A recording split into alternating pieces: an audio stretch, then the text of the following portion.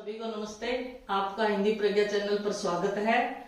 आज मैं हिंदी साहित्य का पेपर लेकर आई हूं जो कि कल हुआ था। तो उसमें जो काव्य शास्त्र से संबंधित क्वेश्चन थे उनका हम हल करेंगे आज, क्योंकि थोड़े से कठिन आए। कुछ बच्चों में डाउट भी है कि कौन सा क्या उत्तर होगा इसका, तो इसको देखते हैं हम आज। तो ये देखो, इसका काव्य शास्त्र से संबंधित पहला क्वेश्चन ये था कि खालिस्तान का उत्कर्ष करने वाली बातों को गुण कहते हैं। अब बच्चे कोई रस करके आया, कोई काव्य करके आया, कोई कुछ करके आया, समझ में नहीं आया ये। तो इसमें देखो रस का पहले हम उत्तर दे लेते कि रस का उत्कर्ष करने वाली बातों को क्या कहते हैं? गुण कहते हैं। अब इसमें अपकर्ष आ जाता है। अगर रस का अपकर्ष करने वाली बातें होती, उत्कर्ष की जगह अपकर्ष शब्द आ जाता तो यहाँ क्या हो जाता? दोष कहलाते हो। ठीक है ना। तो जैसे संस्कृत के जो आचार्य हैं, भाम है, दंडी है, रुद्रट है, मम्मट है, विश्वनाथ है, इन्होंने एक काव्य पुरुष की कल्पना की इन्होंने। तो उसमें शब्द और अर्थ को काव्य के अंग मान लिया, और जैसे रस है उसे काव्य की आत्मा माना, और जो अलंकार है उसे काव्य के आभूषण मान लिया, और जो काव्य दोष है उसमें वो काव्य के विकार मान लिए। इस तरह से इन्होंने हर चीज का एक स्थान निर्धारित कर दिया। तो अब जो ये रस है इसे काव्य की आत्मा भी माना है। मैं इतना क्यों बता रही हूँ? क्योंकि कई काव्य करके आए हैं तो काव्य एकदम उत्तर सही नहीं होगा। अगर काव्य आत्मा लिख कर आए हैं शब्द यहाँ, काव्य आत्मा अगर ये लिख कर आए हैं तब तो है ठीक है, क्योंकि काव्य की आत्मा क्या है? रस है। रस को काव्य की आत्मा बोलते हैं। या तो सीधा लिख दो, रस का उत्कर्ष करने वाली बातों को गुण कहते हैं, या फिर काव्यात्मा का उत्कर्ष करने वाली बातों को गुण कहते हैं, क्योंकि काव्यात्मा भी तो रस ही है ना, रस ही है वो। तो इसलिए ये दोनों ऑप्शन है तो सही है। सिर्फ अगर काव्य लिख कर आए हो तो वो ये गलत है। ठीक है ना। काव्यात्मा यहाँ पर रस को कहा गया है, इसलिए सबसे सही तो रस है। और फिर क्योंकि काव्यात्मा भी रस ही होती है, काव्य की आत्मा रस को निर्धारित किया गया है, इसलिए यहाँ पर काव्यात्मा शब्द भी सही आएगा। दूसरा क्वेश्चन देखते हैं इसका। कब की इकटक डटी रही, टटिया अंगूरी तारी, पंक्ति में ये काव्य दोष है। ठीक है। तो पंक्ति में कौन सा काव्य दोष है? तो इसमें देखो उदाहरण दे रखे थे। अश्लील तो था, श्रुति कटुत्व था, एक ग्राम्य तो भी था, ग्राम्य तो दोष भी था, एक और था ऑप्शन में, कुछ ध्यान नहीं आ रहा मुझे। तो ये दोष थे इसमें। अब इसमें कौन सा दोष है ये देखना है हमें। अब देखो अश्लील तो और श्रुति कटुत्व है, ये है। श्रुति कटुत्व का अर्थ होता है सुनने में जो कठोर होते हैं, वो श्रुति कटुत्व कहलाते हैं। अब ये शब्द दोष है। ये सारे जो उदाहरण आपके दिए थे चार ऑप्शन में, वो सारे शब्द दोष है। अब ये दोष तीन प्रकार के होते हैं, शब्द दोष, अर्थ दोष और रस दोष। तो यहाँ शब्द दोष के उदाहरण दे रखे हैं।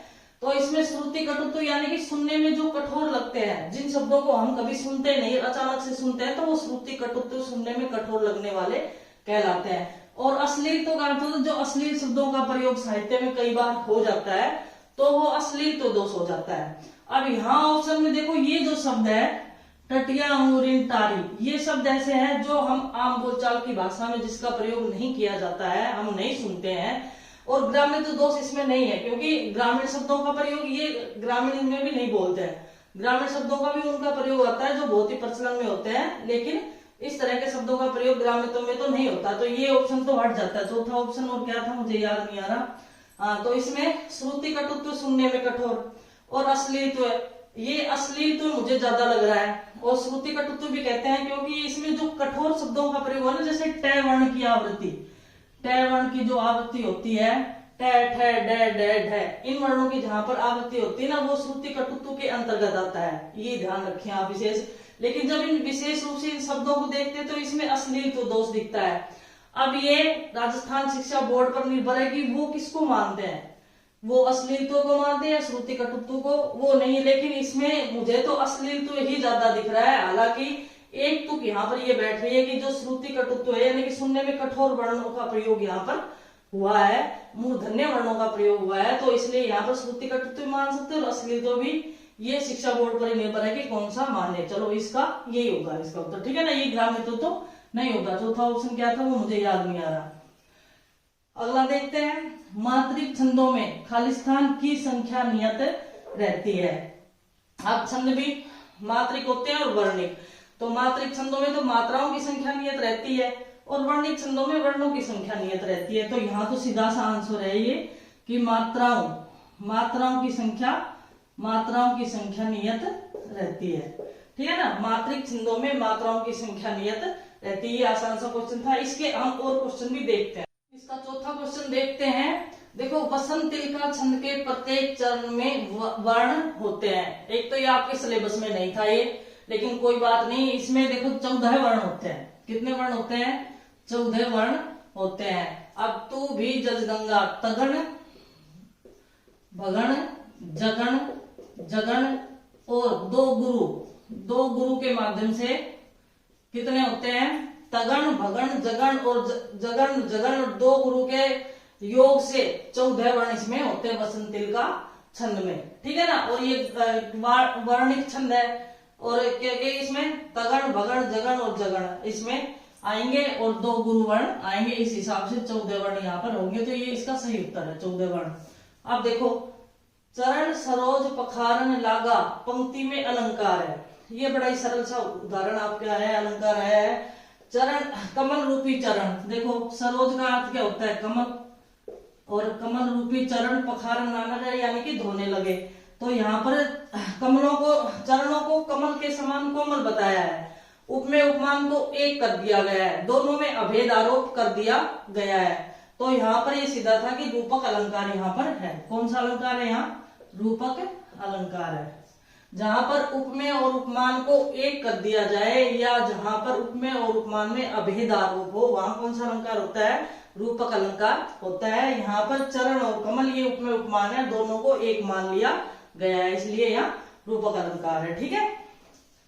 अब अगला देखो, 2 वाक्यों में बिंब प्रतिबिंब भाव होता है, तो वहां कौन सा अलंकार होता है? दृष्टांत अलंकार होता है। देखो, यहाँ पर एक जैसे 2 अलंकार है, दृष्टांत अलंकार और उदाहरण अलंकार। उदाहरण अलंकार में क्या होता है कि जहां बिंब प्रतिबिंब का भाव होता है लेकिन उदाहरण सूचक शब्दों का प्रयोग होता है, वहां उदाहरण अलंकार आता है। जहां बिंब प्रतिबिंब का भाव हो लेकिन उदाहरण सूचक शब्दों का प्रयोग नहीं हो, वहां दृष्टांत अलंकार आता है। तो यहाँ पर अपनी परिभाषा इतनी आई है कि जब 2 वाक्यों में बिंब प्रतिबिंब भाव होता है तो वहां दृष्टांत अलंकार होता है। जैसे, बिगड़ी बात बने नहीं, लाख करो किनकोय, रही मन फाटे दूध ते, मथे न माखन होय। हम इसको लिखकर भी समझ सकते हैं। देखो, बिगड़ी बात बने नहीं, लाख करो किनकोय, लाख करो किनकोय कोय, रहीमन फाटे दूध ते, रहीमन फाटे दूध ते, मथे न माखन होय, मथे न माखन होय।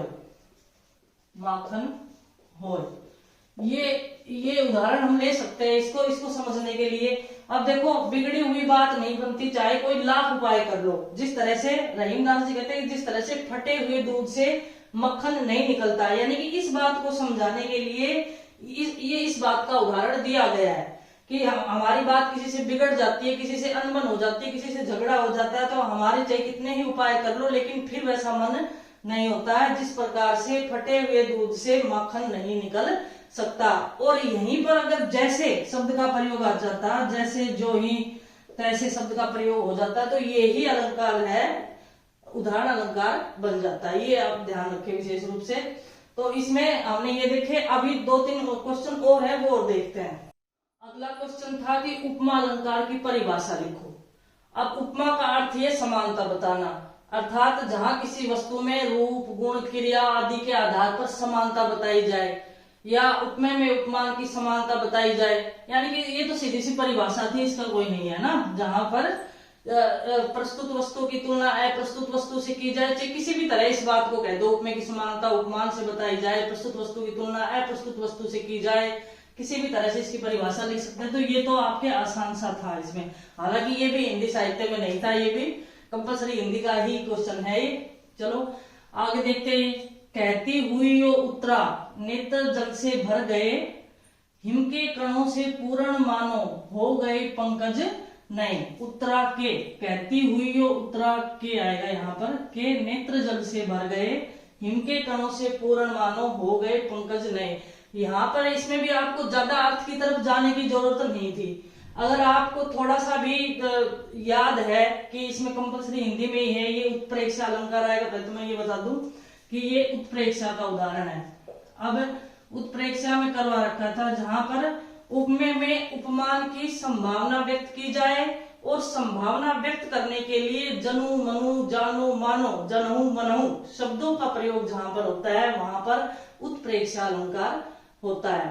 तो ज्यादा अर्थ की तरफ जाने की जरूरत नहीं थी, यहाँ पर सीधा सा आया हुआ है कि देखो मानो शब्द यहाँ पर आया हुआ है और ये बिल्कुल इसका उदाहरण था उत्प्रेक्षा का। इसमें आप कर सकते हैं, इसका कोई भेद भी नहीं है, इसके 3 भेद होते हैं उत्प्रेक्षा अलंकार के, वस्तु उत्प्रेक्षा, हेतु उत्प्रेक्षा, फ्लोत्प्रेक्षा। उसका उदाहरण भी नहीं है, डीपली नहीं है, ये क्वेश्चन बड़े दोनों सीधे आए हैं, ये दोनों कंपल्सरी हिंदी से आए हैं आपके ऑप्शनल में जो करवाए हुए भी थे मैंने। तो इसमें उत्प्रेक्षा अलंकार का उदाहरण है जहां पर प्रस्तुत वस्तु में अप्रस्तुत वस्तु की तुलना की नहीं संभावना व्यक्त की जाए या उपमेय में उपमान की संभावना व्यक्त की जाए और संभावना व्यक्त करने के लिए जनु मनु जानो मानो जनु मनु शब्दों का प्रयोग किया जाए, वहां उत्प्रेक्षा अलंकार होता है। तो इसमें उत्प्रेक्षा इसका उत्तर आएगा। ये उपमा अलंकार की सीधी सी परिभाषा आपको लिखनी थी और उदाहरण भी कोई भी लिख सकते थे, सीता का मुख चंद्रमा के समान सुंदर है, कोई अपने आप ही बनाकर इस तरह के उदाहरण आप लिख सकते हो। तो आपके जो ये काव्य शास्त्र से संबंधित जो क्वेश्चन थे वो मैंने आपके करवाए, बाद बाकी तो आप अपने जो क्वेश्चन आपने याद किए थे और उसी के उत्तर आपको लिखने थे। तो धन्यवाद इस क्लास में सभी को।